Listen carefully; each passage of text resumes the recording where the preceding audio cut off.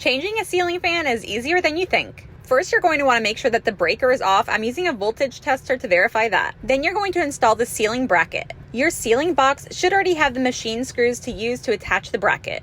Then it's time to set up the actual fan. You want to make sure you have the right size down rod. This one here, I'm just using the one that's already attached. This will also determine the length that you're going to want to cut your wires. I usually cut mine about 10 inches out from the length of the down rod. To attach the down rod on this fan, I'm just undoing that bolt, and then I'm going to attach that cover that's going to go on it. That way it will hide all those attachments. And I'm just cutting the wires to what I need and then threading those through that down rod. This down rod will screw right onto the actual motor of the fan. Make sure to turn the down rod until it's nice and tight, and then you're going to want to re-secure that bolt. And for this, I'm just hand tightening it and then using my wrench to finish it off. Before you hang it up, make sure to slide on that canopy. And for this fan, there's a bulb right at the very top of the down rod, and I'm just sliding that right onto the ceiling bracket. Then I'm able to connect all of the wires. Some fans come with additional wires, especially if they have remotes and that sort of thing, so I would definitely make sure to read the instructions for this part.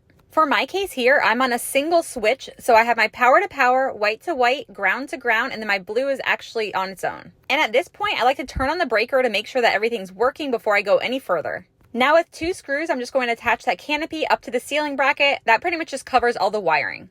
And for this fan, I just have 4 blades to install. I'm using the 3 screws and washers for each blade that comes with the fan. And for this part, just make sure not to over tighten your screws. Now it's just time to install the lighting kit. And this fan doesn't actually have light bulbs, it's more of like an LED light.